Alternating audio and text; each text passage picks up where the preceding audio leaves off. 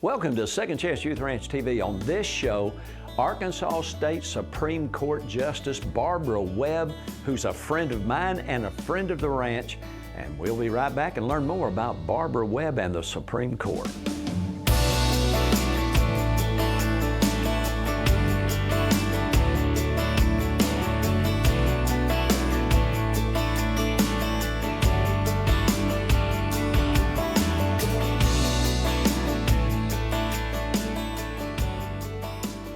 Hey, welcome to Second Chance Youth Ranch TV. I'm your host, Perry Black, and on this show, we are actually very happy, very excited, and actually honored to have Barbara Webb, who is on the Arkansas State Supreme Court. Barbara, I want to welcome you to Second Chance Youth Ranch TV. Well, thank you. I'm glad to be here. Now, on a previous show, many days gone by, we had a guy on the show named Doyle Webb, who somehow you were able to talk him into marrying you. How'd you do that? That's a long story, Perry. Okay. I don't think you have enough time. But we actually met in law school, and I tell the story. The first time I met him, he was an upperclassman. He was a year ahead of me, and he was welcoming all these new freshmen to the class, or I don't know if they call them one Ls. Yeah. At the law school. Now Bowen, what you see with the one Ls, he was being welcoming us and encouraging us to join a particular fraternity that he was a member of. And I looked at my friend, I said, that guy is really full of himself. So that was my first impression of my husband. Has that changed in all the years you've known him? No. We worked together on writing the Constitution for the Student Bar Association, because it was a new program when we were there. And so he, along with some other friends, we sat down and actually wrote the student constitution for the law school. And through that process, we became friends, and after friendship, we started dating, and the rest is what you just said. I think a lot of people don't realize, but isn't really friendship how you become great marriage partners? Yes. It ought to be based in friendship. Let's go back a little bit, because as you came on to set today, I did not realize you're a Southwest Little Rock girl. I am. You lived I'm on an 09er. Drexel. You did what? I said I'm an 09er, as they used to call us, our zip code. But an 09er, 72209. That's right. Yeah. Well, when I moved from the Methodist Children's Home with my mom and my siblings, we moved to Southwest Little Rock on Azalea Drive. You lived over near McClellan High School on Drexel. We first lived actually on Eagle Drive off of Chico. And that's where I actually attended Cloverdale Elementary, and then went to Watson Elementary, which I understand you have a family connection to. My wife's grandfather is J.L. Watson Sr. He was way back superintendent of Pulaski County Schools. Now, I didn't tell you this, but I met him on Mapleville Cutoff, where my wife's family lived, just 2 houses from Mapleville Elementary. When J.L. Watson Sr. met me for the first time, Janet and I had just left the Benton Courthouse to get our marriage license, walked into the house, Pulaski County School superintendent, godly man, saw me, and he went outside and he cried. And over the years, I guess she was his baby, huh? She was the first grandchild to get married, and I had hair longer than yours, and it just was a shock to him. He never went anywhere without a sport coat or a suit on, just a godly man, and I was a huge disappointment. But as I grew in my faith, he and I became fast friends, and to the day that he went to heaven, he supported this ministry.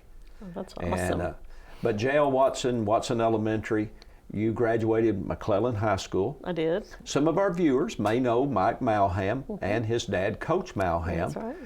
I played for First Pyramid for Coach Rip, for Ripley, which a lot of people in the state know Rip, one of the finest coaches that ever coached in the state. And Mike Malham was our first baseman. And I've told the story before. Mike went to Catholic High School prior to McClellan, where his dad was also a coach, and they wanted me to play for Catholic High School for football. And I said, but Catholic High School, isn't that all guys? There's no girls there. Why do y'all go to school?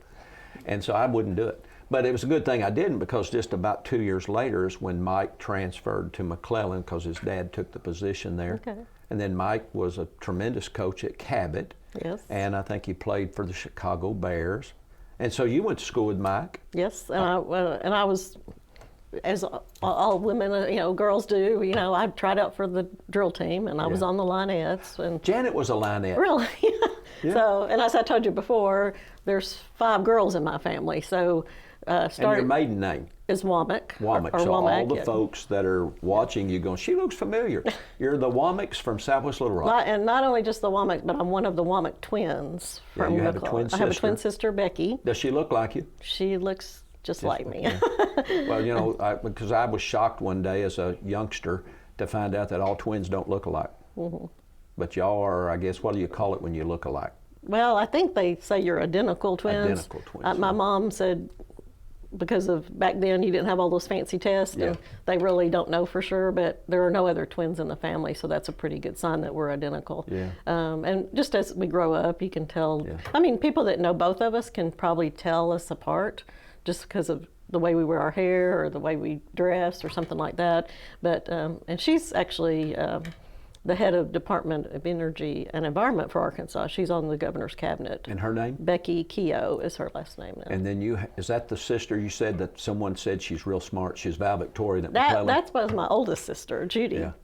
She's in Hot Springs now, You retired. had brothers? All girls? It was all girls. Oh, your dad was spoiled rotten. He loved every minute of it. Yeah. He said we put him in the poorhouse, but he said he came from a family of mainly brothers. He had one sister who died young, but and then my mother had 2 brothers. So, and he was big into Boy Scouts and all about Eagle Scouts, and he was so wanting his children to be Eagle Scouts, but unfortunately they didn't let girls be Eagle Scouts back then.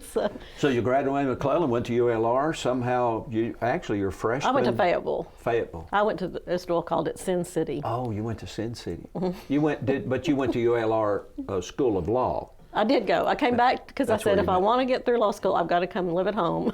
I can't be distracted at Fayetteville anymore. But I was real active in student government at Fayetteville, ran and was elected the secretary of the student body at Fayetteville. I was a political science and business major. So At Arkansas State University, I took 3 hours of political science. Now, I didn't even take the whole semester. I just took 3 hours on one day or 1 week, and I went, this is not for me. So that's all I know about political science. But you're on the Supreme Court. Now, we're going to take a break in about 30 seconds, but you're on the Arkansas State Supreme Court, which is an elected position. it is. And so will you be up for another election when? 4 or 6 years It's from an now? 8-year term, Okay, so about 6 years from now? 6 years from now. Yeah. So we want to take a break and find out here in just a little bit, how did you meet Doyle? We want to visit that again. And how long have y'all been married? How have you stayed married? Both of you being attorneys, I guess you know not to get a divorce, huh? So we'll take a brief break. We'll be back with Barbara Webb, who is on our Arkansas State Supreme Court and a friend of Second Chance Youth Ranch and soon to be a friend of yours. So we'll take a brief break and be right back after this brief video. My name is Adelie. I'm 9 years old. I want to be adopted so I don't to be at a facility and so I can stay home and go fun places. I would like to cuddle and play outside, and I would like to spend time with the dogs and watch movies. I like to go shopping and spend time with my dogs and sleep. Good at origami. I was looking on YouTube to find crafts and I saw how to make something and I realized it was called origami. When I grow up, I want to be a vet because I love animals. I like being the only child because I get a lot of attention.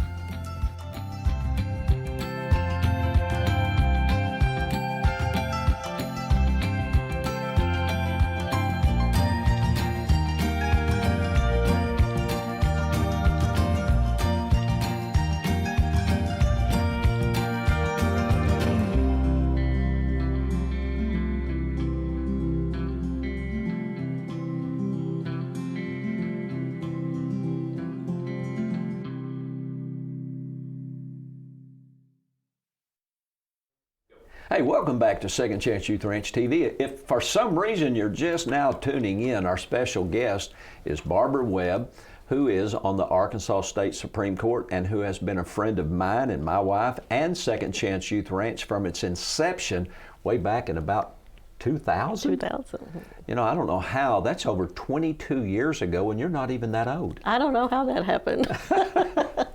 But you and Doyle and your friends and associates in government have been a huge help with Second Chance Ranch and what we do on a daily basis, making a difference in the lives of children in foster care. But let's go back a little bit. I digress. You met Doyle after you graduated from Fayetteville. You came to ULR to the law school. Correct. You were a first-year student, and this upperclassman named Doyle Webb, who you said, not I, who was full of himself. Well, you can't get water out of an empty well. So he was kind of orchestrating the welcoming initiation, whatever, of you newbies. And y'all met, We did. became friends. We did. And somewhere along the line, did y'all marry after law school? Oh, yes. We started dating when I guess it was probably his last year in law school, my second year, and then dated for about 5 years because I took a job out of state. Oh, you did? When I got out of law school. Where was that? What'd you do? I went to work for Southwestern Bell Telephone Company and moved to Oklahoma City. Oh. And was there for about 3 years. It was during the breakup of AT&T and all the baby Bell companies, and so I was really busy at work. Yeah. And he came to see me, and I came home a lot. Yeah. Distance makes the heart grow fonder. It was good working for AT&T because I had free long distance for a while. Then when they broke up the company, I had to start paying for it. But then we just did that. We really, drove I-40 a lot during that time before cell phones. How long did it take Doyle to say yes to you asking him to marry you? Or did he ask you? He asked me. I'd moved back to Arkansas. Oh, you had moved working back. with Bell, and he surprised me. I think he took a friend of mine to help pick out the ring, and then he surprised me with a proposal. Of course, originally, you're supposed to go to a really nice restaurant and wine and dine. You're intended. Oh, you are? Well, that's what he's I didn't told. go to that class. He thought that's what he would do. I think it was the Hamilton House back then. On Lake Hamilton. That's where he was going to propose. Yeah. So we went to Wendy's, and after a great dinner at Wendy's, he proposed to me. So. Well, my wife and I got married. Oh, it was Friday the 13th, too. Oh, yeah. Well, there you go. My wife and I got married on March the 30th, 1973, and 2 weeks later we spent our honeymoon in a tent on the Buffalo River. There you go. And if you remember, in 1973, a tornado hit Jonesboro. Oh, that's right. We were at the Buffalo River that night. Oh, my. The morning after, we woke up and there was about 6 inches of water in the floor of our tent. The water, it was a horrific storm, wiped out Jonesboro High School gymnasium. The high school was hit, that whole neighborhood. Yeah, we used to go yearly with a group from our church up to Tyler Bend on the Buffalo, and there were a few times we got rained out, and there's nowhere to go but to your car when that happens. So. Now, Doyle has been involved in the political arena for a number of years. He was the head of the Republican Party for the state. He probably knows everybody in government, and if not, they know him. He knows a lot of people on the national scene. What is your involvement in politics? You're on the Supreme Court, so I know you have to separate that, but have you ever been involved in the political arena? You're a prosecutor in Saline County, weren't you? Right. What happened, he was going to be the politician in the family, and I was going to be the lawyer, as we said. And I went into practice, and I left Bell and to stay once we got married because I didn't want to have to move around the country, and went with a law firm in Little Rock and was doing that and very happy. I've been made partner with my firm, and I had come home one afternoon or evening and was griping, like sometimes wives do, about the current prosecutor in Saline County. Dan Harmon was his name. And of course it was very embarrassing, and I was very upset that the rumors on the street, it was about the time the FBI raided the offices. Yeah, it was a mess. And, and so I was like, why doesn't someone run against him. Nobody would run against him, and it really, I said, you know, he's destroying the justice system. Yeah. And he's selling justice for and whatever. Dole said, well, what are you doing, Barbara? So I guess the rest is history, because I filed for office. Well, first I called for him to resign, which he did. I was surprised by that. And then he ran for sheriff. I don't know if you remember that. Yes, I do. And then, so I ran. It was back then. It was a 3-county district. We had Saline, Hot Spring, and Grant.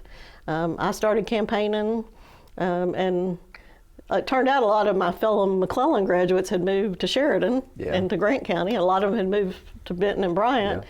So a lot of folks knew me that I didn't realize were in the district, as well as just people we knew. Because I'd been in the community for probably about, we got married in '86, so this was '96. So I'd been on the city council as an alderman, and then I was elected to fill out a term. And then, so I ran for prosecutor, wound up winning it.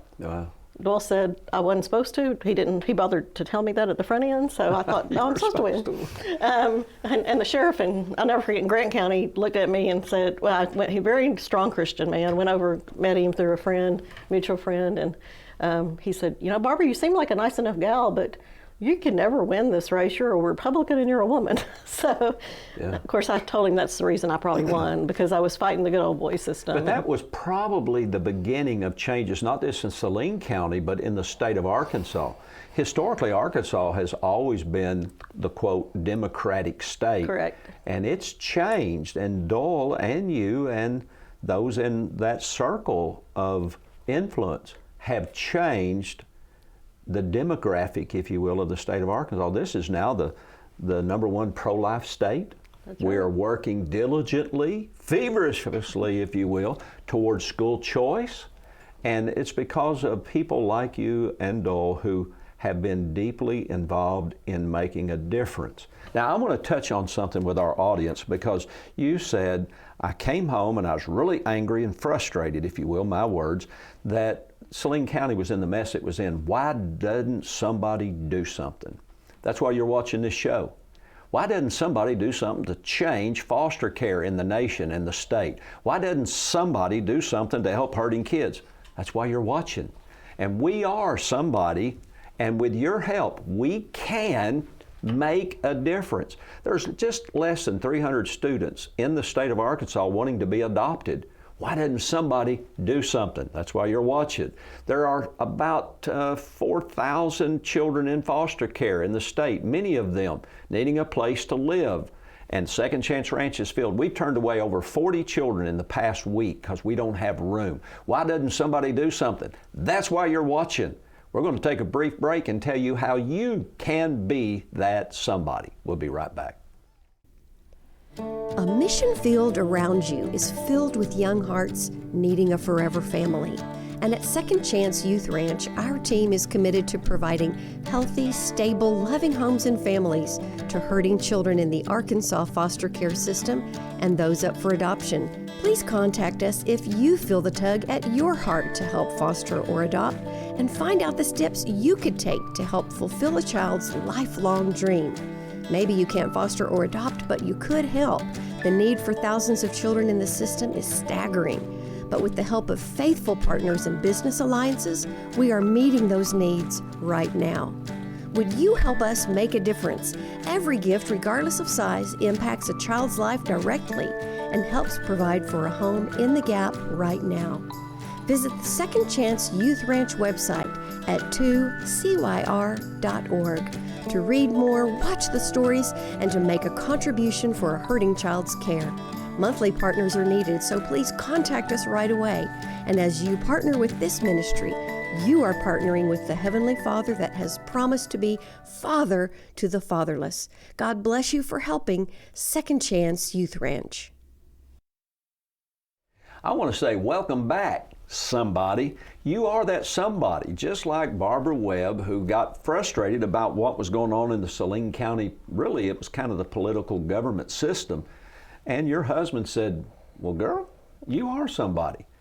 You know what? When we acknowledge that God gives us a gift to be used for His honor and glory, He'll use us. Now, Barbara, you are that somebody now serving on the Supreme Court. How do you, let me ask you this, how many are on the Arkansas Supreme Court? There's 7 justices. And you want to tell me the makeup of the Supreme Court? Well, right now, there's 4 women and 3 men, so we actually have a predominantly female court. Woo. I know. One of the That's few awesome. in the country. Yeah. And I guess having 4 sisters really prepared me for this. Yeah. The court, of course, our Chief Judge is Dan Kemp is Chief Justice, and he has a long history of being a circuit judge up in the Batesville area. And then we have Justice Baker, who's the longest serving female justice, and she's from up in the Conway area. And then we have Justice Wood, Rhonda Wood, who's also, we have Robin Wynn, who's came out of the Camden area, and he was a minister, a Methodist minister who then went to law school and started practicing law and became a deputy prosecutor, I believe, and then wound up on the court. And we have Justice Hudson, who came from the Fayetteville area, and we actually have Justice Sean Womack, who is the same last name as mine, but not related, and he's originally from the east part of the state, from up in Mountain Home, but he now lives in northwest Arkansas. I don't want to talk about current things before the court, because you'd probably tell me you can't, but can you tell me some of the maybe monumental cases that you've been a part of over the past 2 years? I can. I remember that when I got elected, it was like March the 3rd, and a week later everything shut down because of COVID. And I actually was working I was chief judge at the workers' comp system, so I continued that till the end of the year, and my term began January 1 of 2020. And so I've been on the court now basically a full, 2 years, I guess.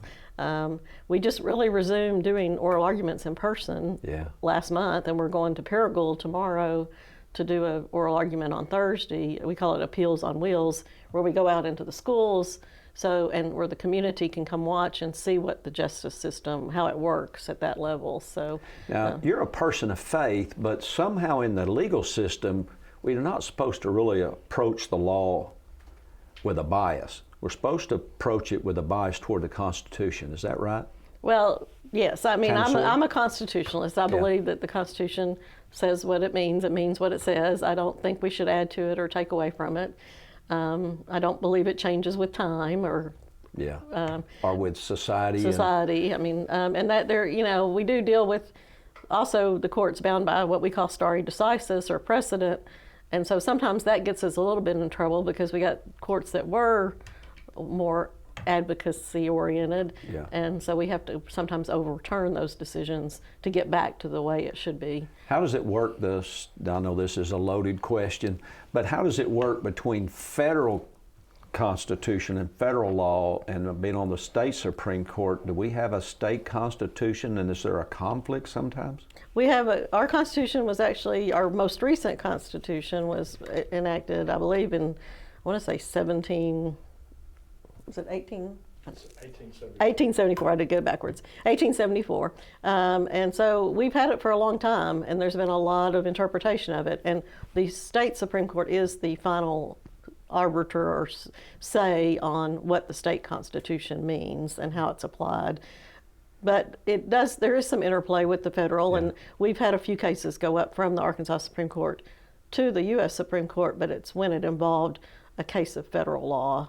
I mean, it was more related to something in the federal Constitution. So our Constitution spends a lot of time talking about the constitutional offices and separation of powers within state government and what the responsibilities of the governor is and what the duties of the prosecutors. The prosecutors are constitutional officers too. Some people don't realize that. But so it talks a lot about that, but it also talks about education. It talks about a lot of different family law is a big part of our family law work. is huge. Yeah, and in the state, where our goal on this show is really about fostering, mentoring, and adopting, and all that's about legal stuff, every bit of it. I mean, I've been down at DCFS many, many times, been at the health department many times, or at the city offices, and everything I deal with, even though it's about fostering, mentoring, and adopting, there's a legal aspect. And so it's so important that we have godly people who are true to the Constitution establishing, or in your case, probably interpreting law appropriately to help us continue making a difference.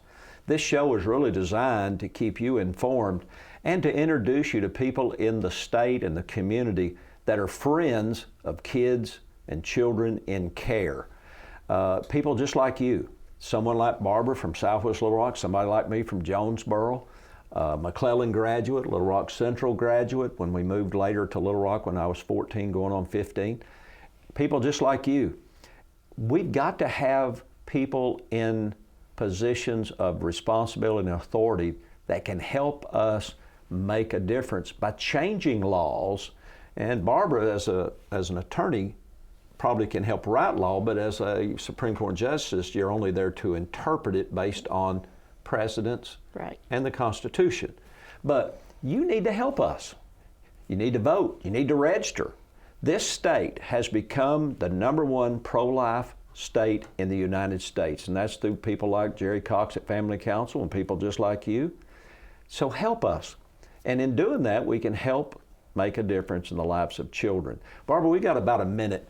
Tell us, why should anybody be involved in fostering, mentoring, and adopting? You know the ranch, you know what we do. Why should anybody help us? Well, I first got to know you when I was a prosecuting attorney, and that opened my eyes to the problems of our current state and foster care and child care, child welfare.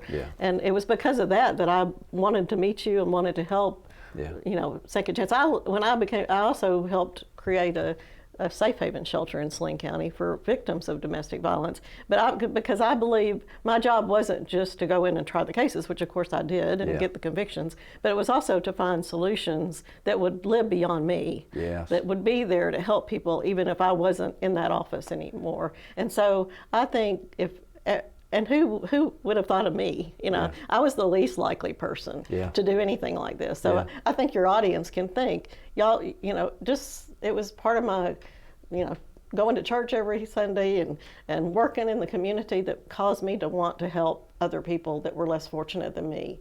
And I think that's what you do every day, and that's why I support you every way I can. Yeah, and we appreciate you and Dole.